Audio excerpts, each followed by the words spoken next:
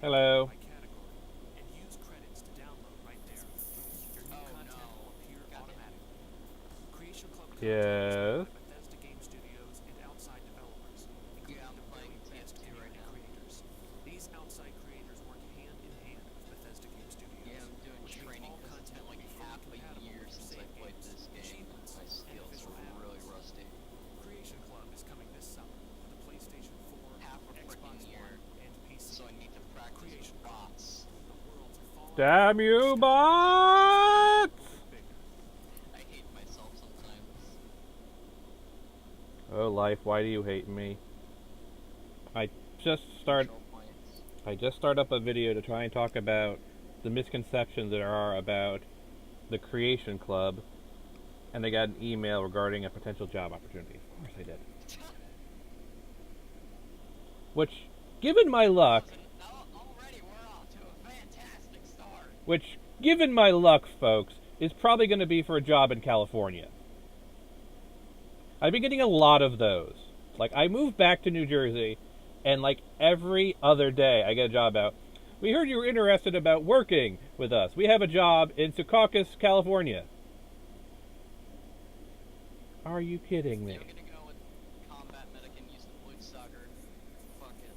I lived in California for over a decade. No job leads. Moved back to New Jersey, new job lead every day.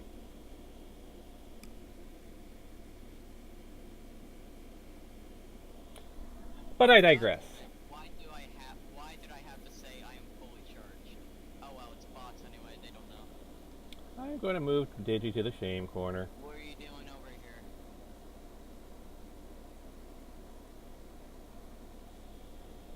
This is why we're not a big fan of having Digi on the show, folks. Because we try and talk about a topic and he's playing some other game and talking about that. It kind of defeats the purpose of being in the chat for the person who's streaming.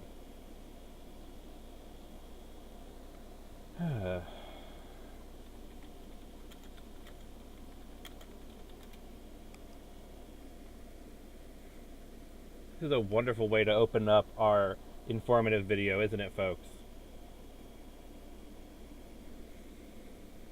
Alright, so that was the video for the Creators Club at Bethesda.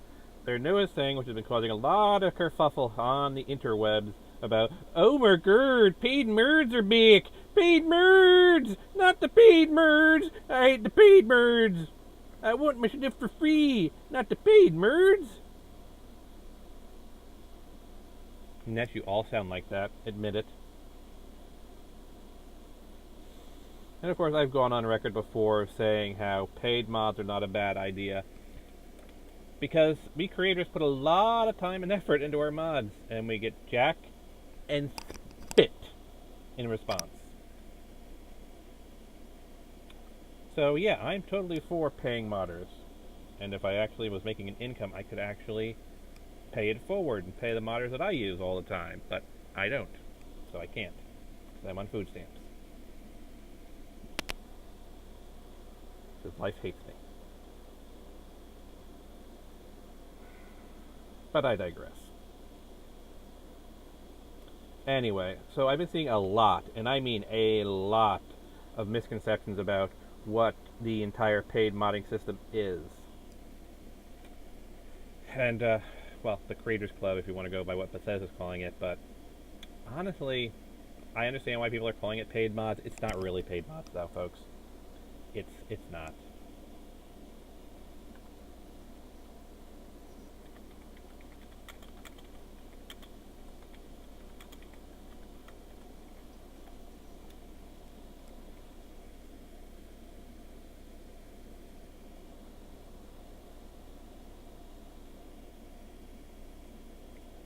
Alright, so what you saw in the video, let's just go right through the information on the site itself. And I'll cover the misconceptions that people have. Because it seems like I've always got to make these videos after a Bethesda announcement or something new in the comic industry. Because I had to make that one about Captain Marvel. You remember that one, folks? The one where I told people, yeah, they haven't retconned Captain Marvel's biography. Remember Secret Wars? Everyone's got a new history. The universe was kind of destroyed and remade in Doctor Doom's image. So yeah, There is no 616. The 616 does not exist anymore. Nor does the Ultimate Universe, nor the other multiple universes of the Marvel Universe. It's just one new combined universe. So going by Marvel logic that they established way back, new alternate universes should start propping up because basically Marvel goes by the multiverse theory. So every time a choice is made, a splinter universe is created. That's how we ended up with the entire What If comics, and one of my personal favorites. What if Professor Xavier became the Juggernaut?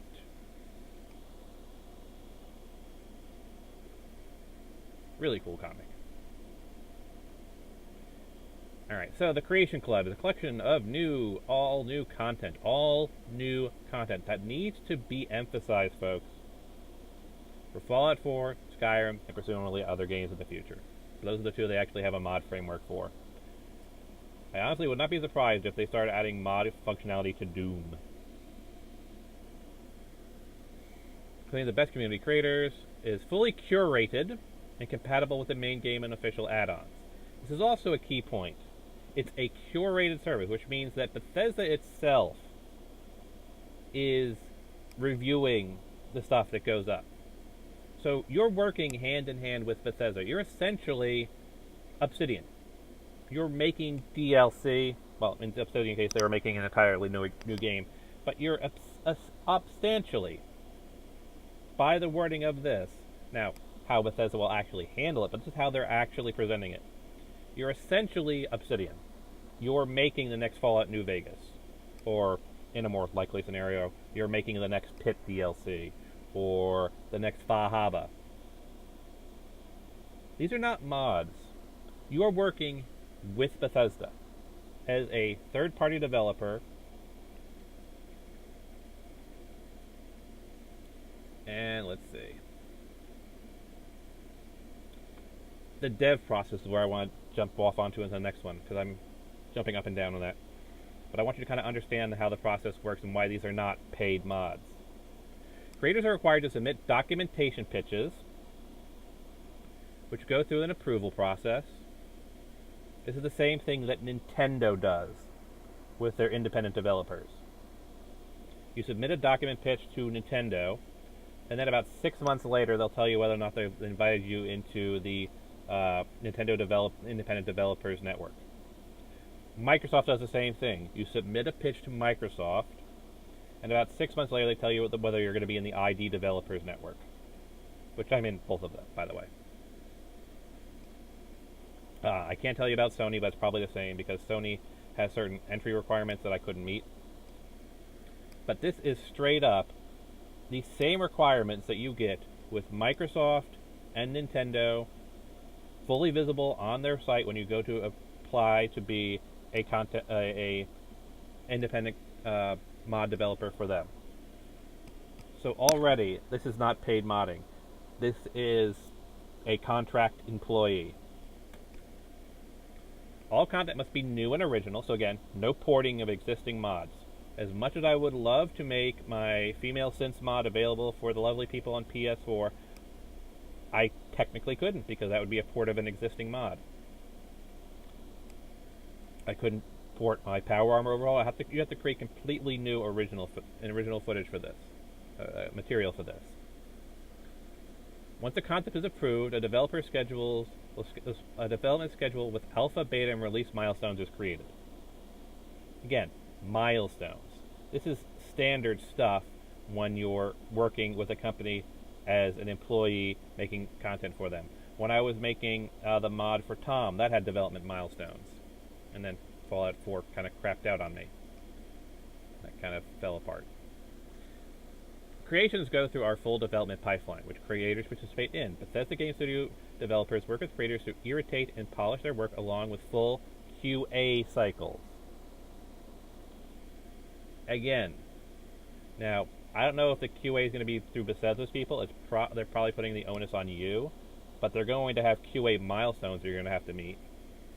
The content is fully localized as well. This ensures that compatibility with the original game, official add-ons, and achievements. For all intents and purposes, you're making a DLC if you're a creator in the Creators Club. You are making a DLC under all the normal regulations you expect of making a DLC. It has to be compatible with previous releases. it has to hit developer milestones.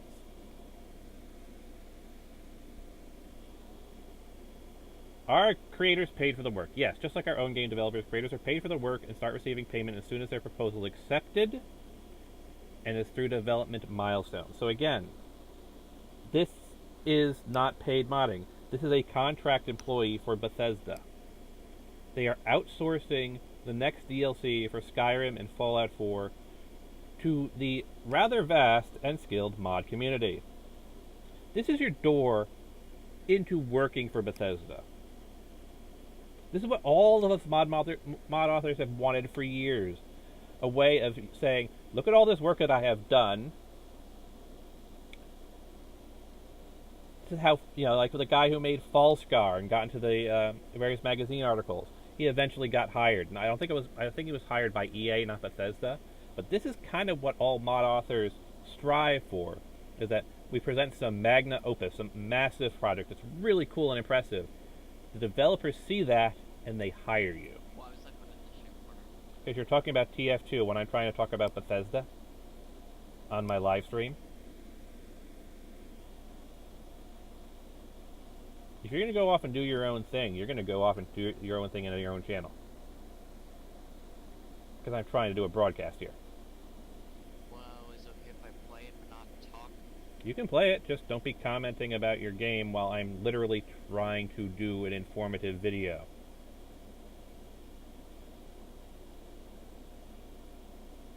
Because this isn't one of those offline things where we can all just talk about whatever we want. This is a focused broadcast where I'm talking about a subject onto a stream that will be uploaded to YouTube and VidMe. There needs to be a focus of the topic. I am not a very hardline administrator, but when there's an actual topic, we need to stay on topic.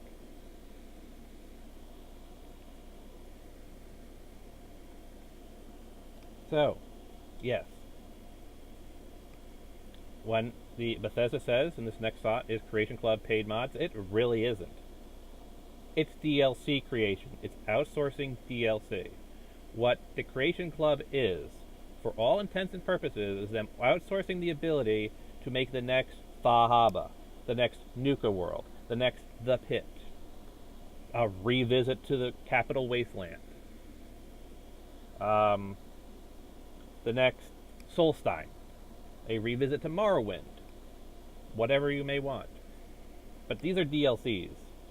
And as we all saw with Fallout 4, DLCs can be pretty small. The contraptions just added contraptions. The workshop just added workshop items. So the DLCs can be relatively small. But this is not paid modding, folks. And it's not going to affect the free mods that exist. The mods that I upload to the Nexus, like I just updated my Power Armor overhaul earlier today, that's not going to vanish. They're still going to exist, because I can't use that as the basis to make a paid mod. We can't have a Sky UI or the or Frostfall turning them into paid mods and like have all the new versions of that. It has to be something new.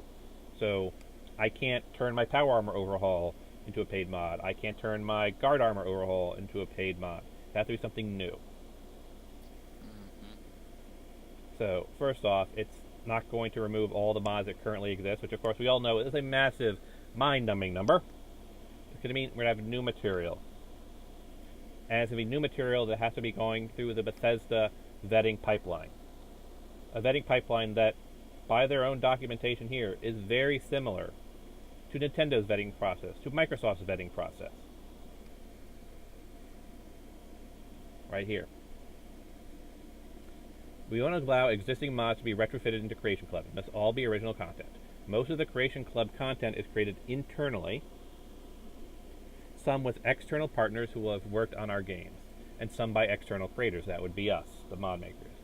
All the content is All the content is approved, curated, and taken through the internal dev cycle, including localization, polishing, and testing.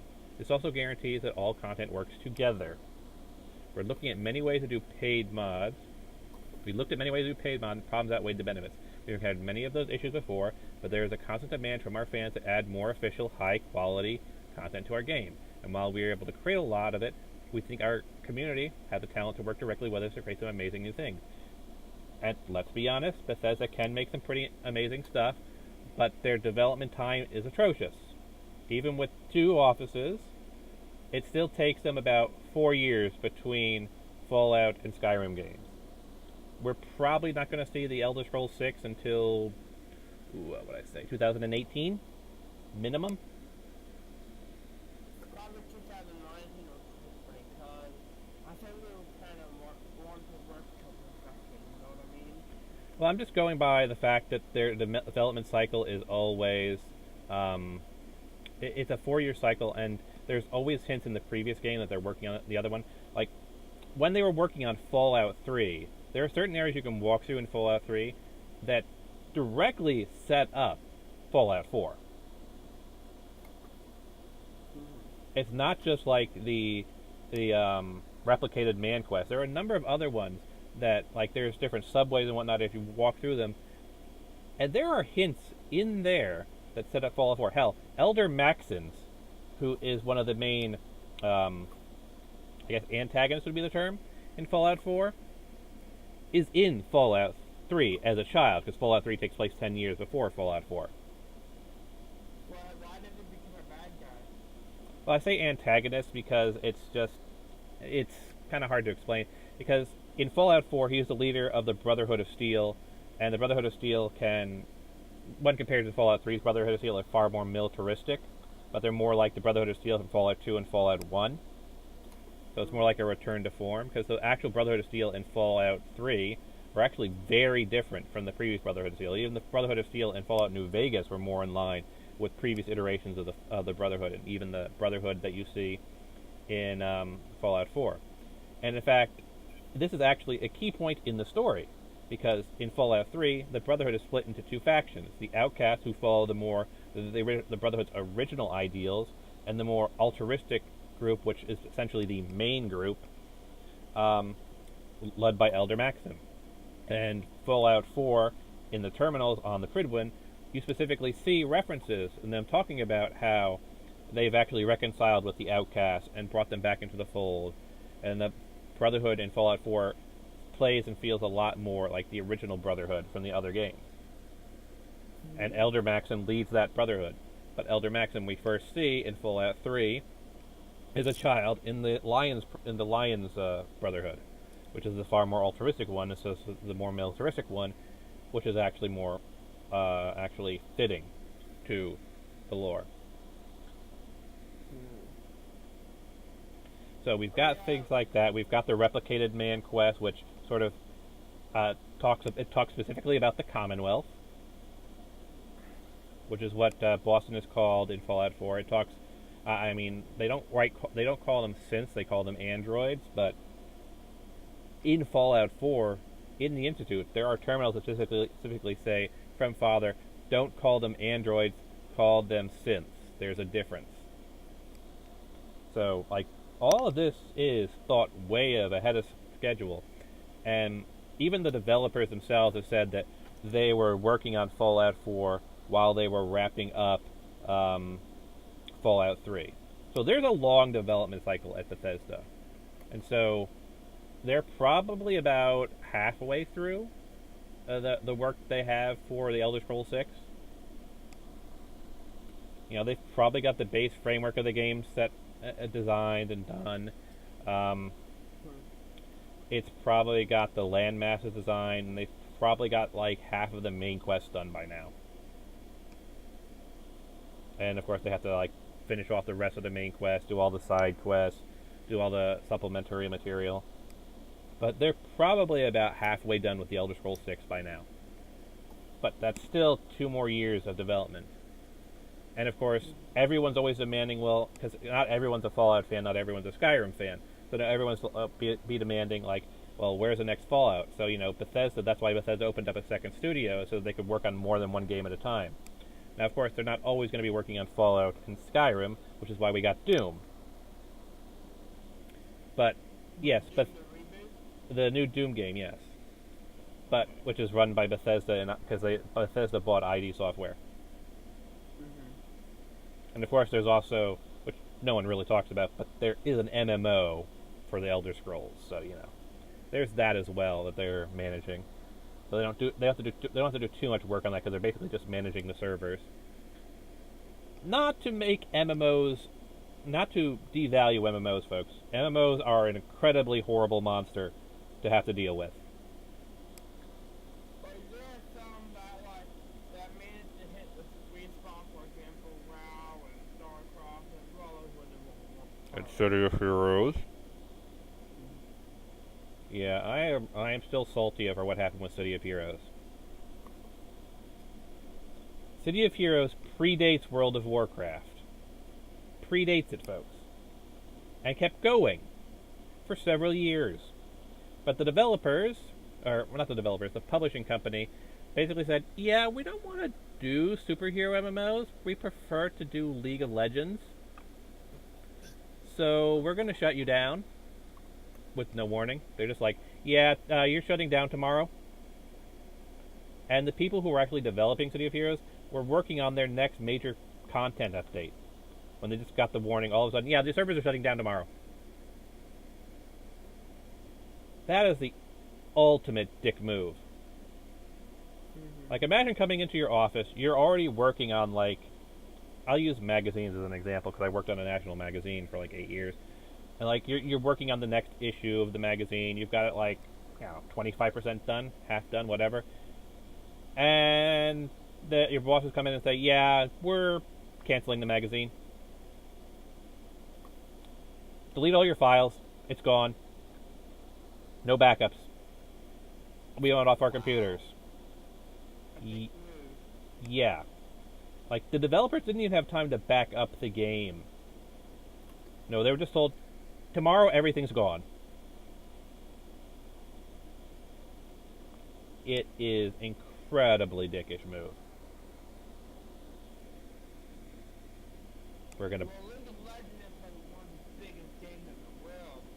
They couldn't have that, like, like, split a different company of, like, smaller people in their company, you know what I mean? To continue the hero game. You know what I mean? Yeah, but the thing is that City of Heroes was the literal start of the superhero MMO genre. DC Online came after it, Marvel came after it, Champions came after it. It was literally the progenitor of superhero MMOs. It started a couple months before WoW and lasted for a number of years, and then it was just like, yeah, we know this is literally the start point of an entire genre of MMOs, but we don't want to do that anymore. We want to stick to our Korean grinders. And they just pulled the plug. It is the ultimate dick move. It really is.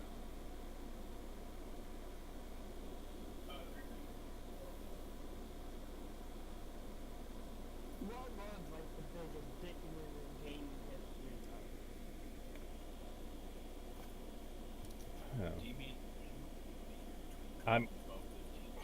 I mean, honestly, I have to say that the biggest dick move in gaming was that, because, like, they had a game that was successful, it was making money, and they were making the next big content update, and then they just said that you literally have no warning and we're shutting you down tomorrow.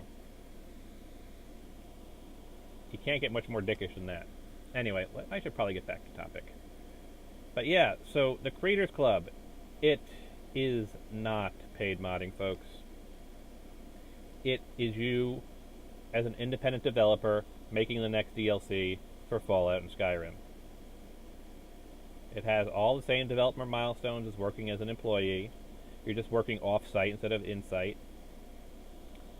Follows the same payment schedule as you would expect from a content creator. And to be honest, because it's actually curated by Bethesda, there's a very good chance that all of you poor people on PlayStation 4 who can't have external assets, you'll get new stuff. Because by all the stuff that's listed here on the content creator website, with it having to be vetted, going through the internal pipeline and all that, being localized and all that, then yeah, there's a very good chance that this will be treated as official DLC, since it's coming through Bethesda and has to be compatible with all previous DLCs, like official DLCs are, which means that yes, Fallout users and Skyrim users on PlayStation 4 will be getting new DLCs. It's just the DLC will not be created in-house by Bethesda. Well, some of it will be, because they specifically said that they have some internal people working on it. But you'll have things like, I mean, any company or individual can do it. So you could have Obsidian making a DLC for Fallout 4. So you could have Fallout, New Orleans, or I don't know, what would it be? I guess it would be New Orleans Fallout 4. It'd be a DLC where you go to New Orleans or something like that.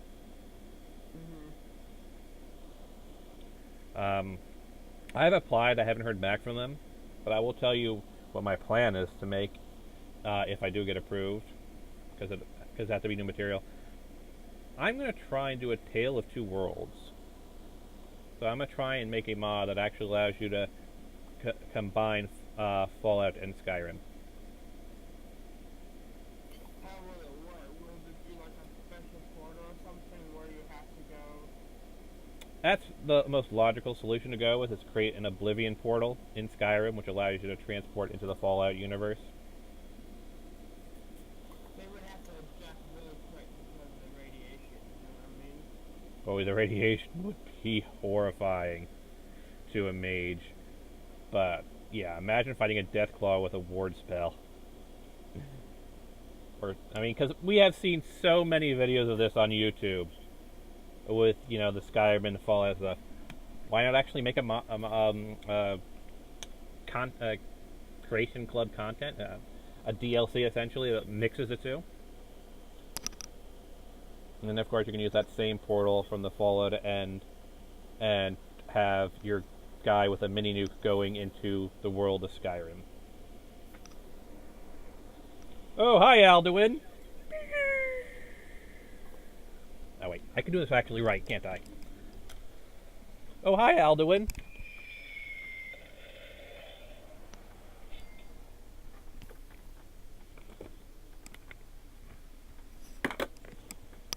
Oh, you're a dragon.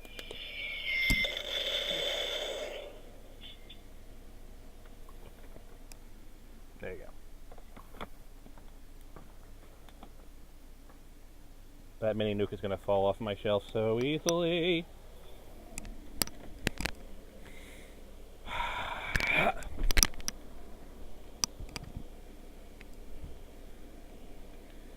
But yeah, there's not really much else to talk about. I just wanted to clear up. I just wanted to clear up that misconception a lot of people are having. Paid modding is not the same as a creators club. They are in no way related whatsoever. And I need to clear up that misconception because a lot of people have that misconception. It's not modding. It doesn't function anywhere like modding. It's an independent contractor working for Bethesda, creating the next DLC. Peace out, everyone.